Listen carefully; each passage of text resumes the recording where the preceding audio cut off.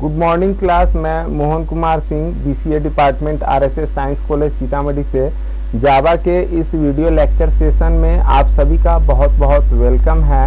और आज का जो हमारा टॉपिक होगा वो होगा under the chapter multithreading can we call the run method directly. यानी कि देखिए, मल्टी थ्रेडेड प्रोग्रामिंग की जब हम लोग बात करते हैं तो हम लोगों ने थ्रेड से related how can we create with thread and how can we run the threaded programming, multithreaded programming, इसको हम लोगों ने पिछले वीडियो में देखा था। और इस वीडियो में हम लोगों ने देखा था कि देखिए, ये इस प्रोग्राम को हम लोगों ने देखा था और इस प्रोग्राम में देखिए हर जो थ्रेड क्लास है, यानी कि क्लास ए है, क्लास बी है एंड क्लास यहाँ पे दो ही क्लास है फिलहाल। तो इन दोनों क्लास में क्या हुआ है कि रन मेथड है। Using the run method we can implement the concept of multithreading. तो रन मेथड ही एक्चुअली एग्जीक्यूट होता है साइमल्टेनियसली, यानी दो थ्रेड क्लास के रन मेथड साइमल्टेनियसली एग्जीक्यूट हो जाते हैं and this can be done using calling the या इन्वोकिंग द स्टार्ट मेथड। तो जब हम स्टार्ट मेथड को कॉल करते हैं, इसका दो वे है, इसका भी हम लोगों ने डिस्कस किया था लास्ट वीडियो में। तो जब स्टार्ट को कॉल करते हैं तो स्टार्ट मेथड के कॉलिंग के साथ मेन थ्रेड स्टार्ट होता है और मेन थ्रेड क्या करता है कि रन मेथड को क्या करता है कि कॉल कर देता है और साइमल्टेनियसली पहले जहां कहीं भी ये जाएगा दोबारा में फिर वहां पे जाएगा और उसको कॉल कर देगा। ठीक है, तो इसमें थोड़ा सा मैं वीडियो को पॉज करना चाहूंगा क्योंकि यहाँ पे कुछ आगे का कंसेप्ट है और उसे मैं चेंज कर देता हूँ। ओके क्लास, तो देखिए ये प्रोग्राम हम लोगों ने लास्ट सेशन में, लास्ट वीडियो में हम लोगों ने करा था और ये मल्टी थ्रेडेड प्रोग्राम है। तो यहाँ पर जब हम लोग स्टार्ट मेथड को कॉल करते हैं तो मेन थ्रेड स्टार्ट होता है, मेन थ्रेड जाकर के रन मेथड को कॉल कर देता है, अगेन वापस आता है और फिर दूसरे क्लास का के रन मेथड को वापस मेन थ्रेड कॉल कर देता है और साइमल्टेनियसली दोनों का एग्जीक्यूशन होता है। ये प्रोग्राम को जी ड्राइव में ऑलरेडी सेव है, यहाँ पर देख लीजिए, थ्रेड अंडरस्कोर मेथड डॉट जावा नाम से ये सेव है प्रोग्राम जो कि सिलेक्टेड है। तो इसको हम लोग जब ये कंपाइल किया हुआ है, मैं वापस इसको रन कराता हूँ।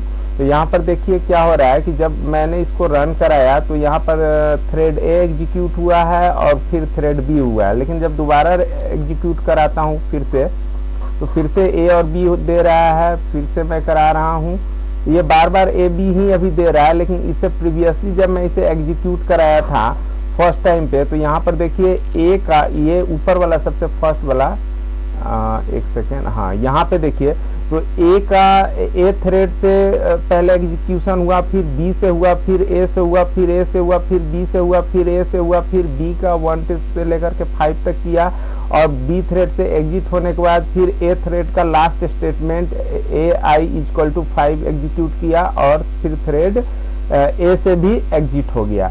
तो कहने का मतलब ये है, यहाँ पे जो हमारा कंसेप्ट है कि अभी तक जो हम लोग कॉल करते थे यूजिंग द स्टार्ट मेथड, लेकिन क्या हम लोग रन को डायरेक्टली कॉल कर सकते हैं? यानी कि जैसे देखिए यहाँ पे जो स्टार्ट को कॉल ना करके हम लोग क्या ऐसा कर सकते हैं, ओबीजे डॉट रन, यानी कि रन मेथड को डायरेक्टली हम लोग ऐसा कॉल कर सकते हैं कि नहीं कर सकते हैं? तो टॉपिक ये है हमारा। तो देखिए कहता है कि yes we can call run method directly, but in this situation the instruction are executed sequentially instead of parallel execution, यानी कि parallel execution ना हो करके ये sequentially execute होता है।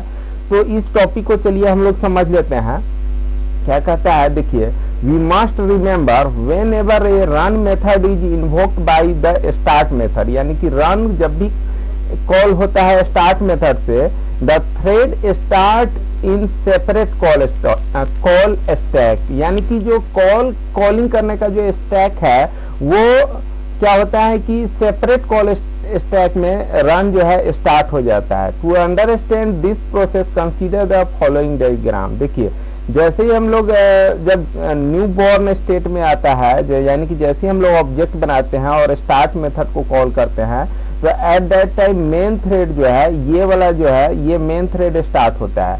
और फिर उस स्टार्ट से जब हम लोग रन मेथड को कॉल करते हैं, तो मान लीजिए कि एक थ्रेड है हमारा, एक क्लास थ्रेड है, तो वो थ्रेड 1 में उसका एग्जीक्यूशन शुरू हो जाएगा।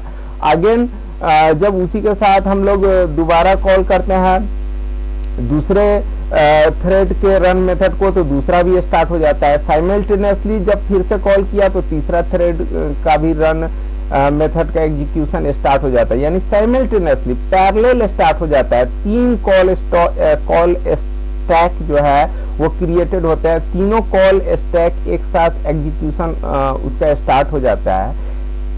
लेकिन कब? जब हम लोग रन मेथड को स्टार्ट मेथड से कॉल करते हैं तब, यानी कि जो हमारा प्रीवियस वे था उस वे से।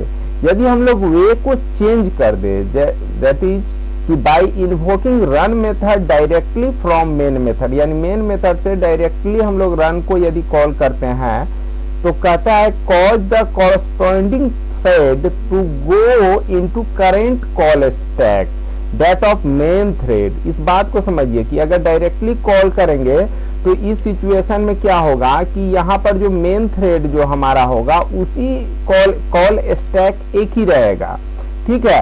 और इसी में क्या हो जाएगा, हमारा थ्रेड 1 यहीं पे एग्जीक्यूशन इसी में होगा, फिर यहीं पे थ्रेड 2 होगा, थ्रेड 2 होगा और थ्रेड 3 होगा, तो इसी कॉल स्टैक में, यानी कॉल स्टैक एक ही क्रिएट होगा, है ना। और एक ही कॉल स्टैक क्रिएट होने का मतलब है there is a parallel sequential execution. Sequential यानी one statement after the another statement, यानी एक एक लाइन एग्जीक्यूट होगा। और एट दैट सिचुएशन क्या कहता है, देखिए कि hence direct call to run method, run method का जो डायरेक्ट कॉल होगा from main does not create separate call stack, separate call stack को क्रिएट नहीं करता है। And program behave like, sorry यहाँ पे लाइक एन होगा, यहाँ पे ओके एन हो गया है, this is the typing mistake. Like an normal single threaded program, यानी प्रोग्राम जो है नॉर्मल सिंगल थ्रेडेड प्रोग्राम की तरह बिहेव करेगा, ना कि मल्टी थ्रेडेड प्रोग्राम की तरह, ठीक है। अब देखिए इसमें अब हम लोग को आगे क्या समझना है कि देखिए जब भी हम लोग इस प्रोग्राम को एग्जीक्यूट कराते हैं और एग्जीक्यूशन के बाद यहाँ पे तो मैं स्टार्ट कर दूं क्योंकि प्रीवियसली हमारा स्टार्ट ही था, हाँ।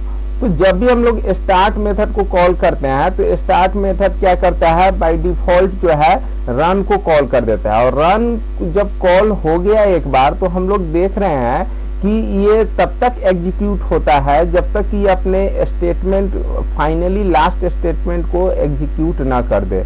और यहाँ पर इस आउटपुट में आप देख सकते हैं कि जब भी हम लोगों ने रन मेथड को कॉल किया है यूजिंग द स्टार्ट, तो वो अपने हर एक स्टेटमेंट को प्रिंट किया है। In this situation during the execution situation, यानी कि जब एग्जीक्यूट कर रहा है उस समय हम लोग देख पा रहे हैं कि there is no control of us, हमारा यानी कि there is no control of programmer on the run method. Run method पे अभी हमारा फिलहाल कोई कंट्रोल नहीं है।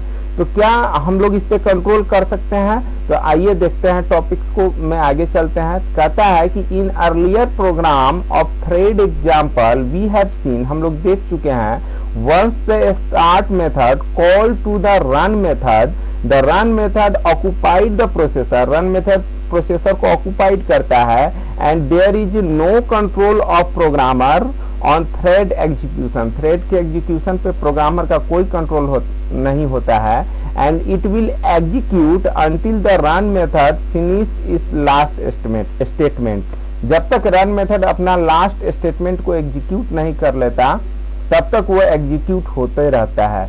लेकिन इस पे कंट्रोल करने का वे है, क्या कहता है? तो देखिए thread class there are so many methods and using those methods we can control the execution of thread during the program development, यानी कि जब हम लोग प्रोग्राम डेवलप करते हैं तो थ्रेड क्लास के पास बहुत सारे मेथड है जिस मेथड्स का यूज करके हम लोग रन मेथड के एग्जीक्यूशन को कंट्रोल कर सकते हैं, यानी थ्रेड को कंट्रोल कर सकते हैं। और वो मेथड क्या क्या है, तो स्टॉप है, स्लीप है, सस्पेंड है एंड वेट है। तो स्टॉप क्या करता है, कहता है देखिए thread execution stop and get the premature death, यानी कि एक नेचुरल डेथ थ्रेड का कब होगा, जब वो अपने लास्ट स्टेटमेंट को एग्जीक्यूट कर लेगा तो automatically there is a natural death. लेकिन प्रीमैच्योर डेथ यानी कि लास्ट स्टेटमेंट के एग्जीक्यूट होने से पहले ही हमने थ्रेड को स्टॉप कर दिया using the stop method of the thread class, and here the all the 4 methods are predefined methods. Okay, तो ये थ्रेड क्लास के प्री डिफाइंड मेथड है और स्टॉप को यदि मैं कॉल करता हूं तो वो प्रीमैच्योर डेट को गेट करेगा। उसी तरीके से स्लीप मेथड है, तो स्लीप मेथड का यूज जब हम लोग करते हैं तो कहता है block for a specified time. एक स्लीप मेथड के साथ यहाँ पे टाइम नाम का एक वैल्यू होता है और ये टाइम मिली सेकेंड्स में दिया जाता है। तो जितने मिली सेकेंड्स हम देंगे यानी 5000 मिली सेकेंड्स देंगे तो ये 5 सेकेंड्स के लिए जो है ये थ्रेड जो है स्लीप मोड में चला जाएगा, यानी 5 सेकेंड के लिए वो एग्जीक्यूट नहीं होगा। और उसी तरीके से सस्पेंड है और वेट है, तो सस्पेंड मेथड में क्या होता है कि इसमें भी ब्लॉक हो जाएगा, यानी कि थ्रेड का एग्जीक्यूशन रुक जाएगा अनटिल फ्यूचर ऑर्डर, यानी कि आगे जब तक हम उसे ऑर्डर नहीं करते हैं तब तक ये सस्पेंड रहेगा। और उसी तरीके से वेट है, तो वेट मेथड के केस में भी कहता है कि वेट यानी कि रुकेगा, वो थ्रेड रुक जाएगा, यानी यहाँ पे भी ब्लॉक ही हो रहा है।